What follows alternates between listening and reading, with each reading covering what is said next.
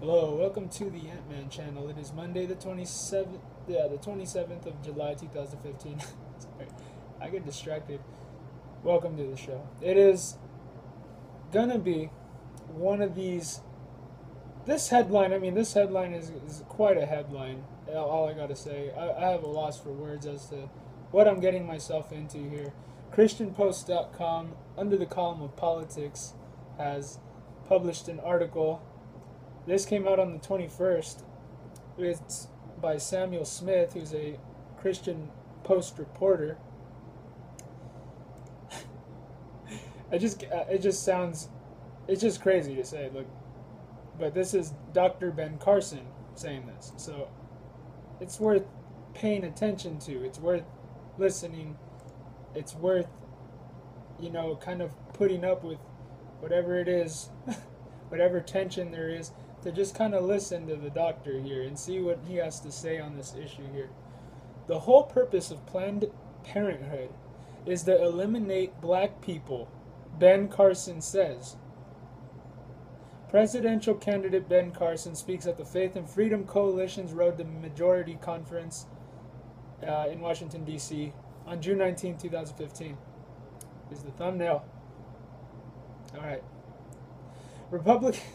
Republican 2016 presidential candidate Ben Carson recently made the assertion on an Iowa conservative radio show that the purpose behind Margaret Sanger's founding of the abortion giant Planned Parenthood was to eliminate black people, and also questioned whether or not President Barack Obama realizes that. Maybe he doesn't. While the 63-year-old retired neurosurgeon was going in and out of reception during his phone interview with radio host Jan Mickelson on WHO radio in Des Moines, Mickelson played a clip of an Obama speech from last year where the president defended Planned Parenthood and even said, "Thank you, Planned Parenthood. God bless you." Why am I laughing? That's just sick. I'm sorry. Oh man, that's bad. I hope that was out of ignorance. I really do. Whew. Sorry, I'm not laughing because this is funny at all. It's just over the top.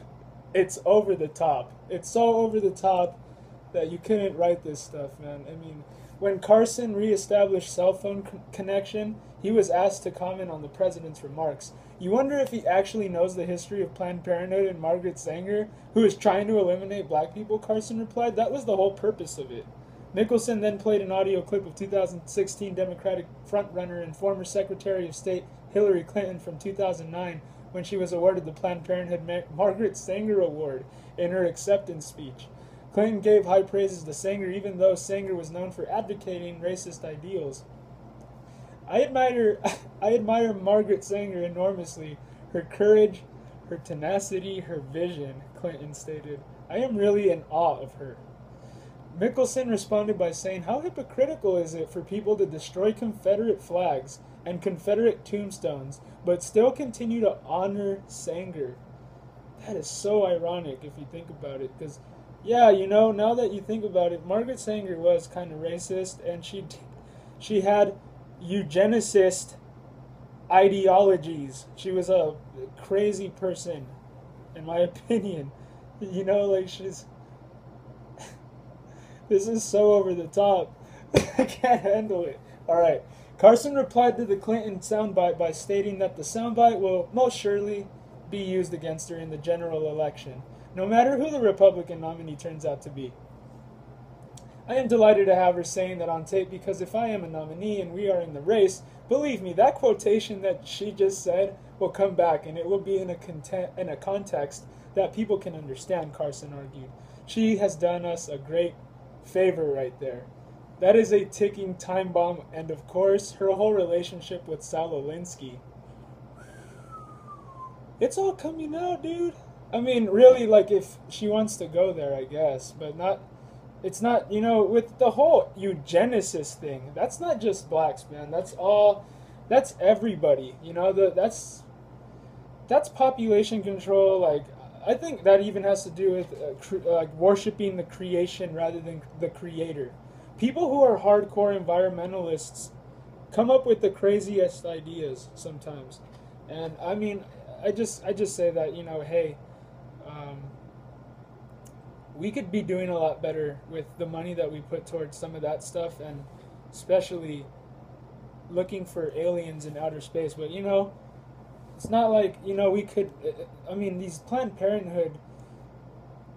Just to add to these Planned Parenthood facilities, they put them inside of like these inner city suburb. They strategically put these places in these locations where lower class people are going to go to, I guess. You know, like not, you know, not, you know, I guess the ghetto, the hood. You know what I mean? They put it around places like that on purpose, and you know, like that kind of points to that too, man. Like, whoa, you know, that's like no joke, not just a conspiracy theory. That sounds like a genuine conspiracy. Like, eugenicists have been using this like to their advantage, and yeah, with all that money that we could be, you know, saving on, you know, like we could be helping out these people so that they're not having to, you know, we should encourage people to keep their kids, because some people do, like they do fear not being able to be able to support it, and that's why they buy into thinking that it's okay to murder your child. I mean, this is one of those things that points to some of the things that you won't hear at church.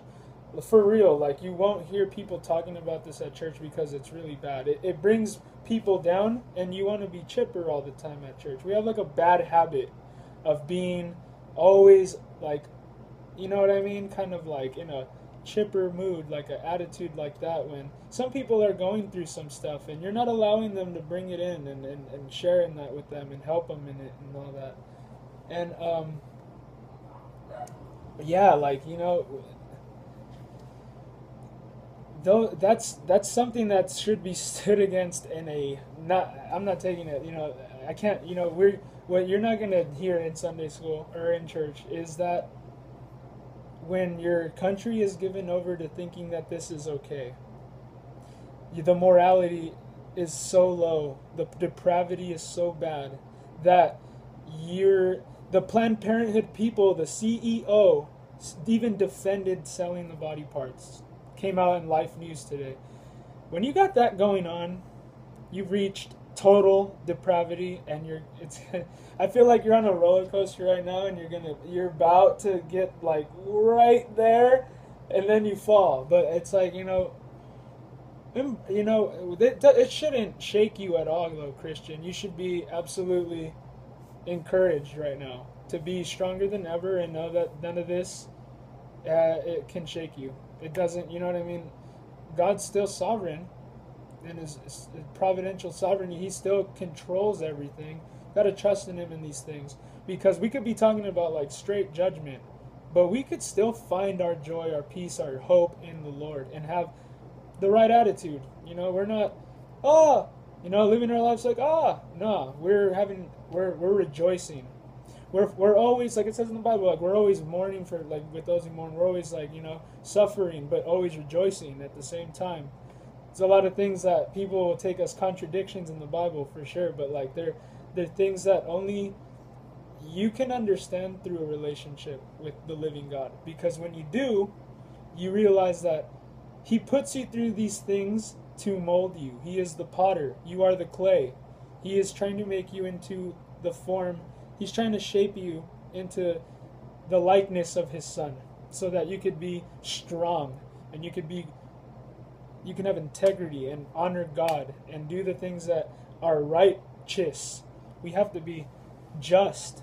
And now, and on top of that, since we live in this world that now thinks that murdering infants out of the womb is okay, as long as, and sodomy too, gotta always remember as well that mercy is a big one. Remember, we're going to suffer for the gospel. That's how it's supposed to be, and that's how it is. Let's just, you know what I mean? I like how some of the founding fathers have some quotes that are really encouraging to us today, and that's that if we're going to fight this, what seems to be an uphill war, if we're going to fight a battle, if we're going to have to fight tyranny, if we're going to have to stand up against someone telling us to bow the knee to something that we're not supposed to, you know, then let's make fun of it. let's do it. You know what I mean? Stand strong. God bless.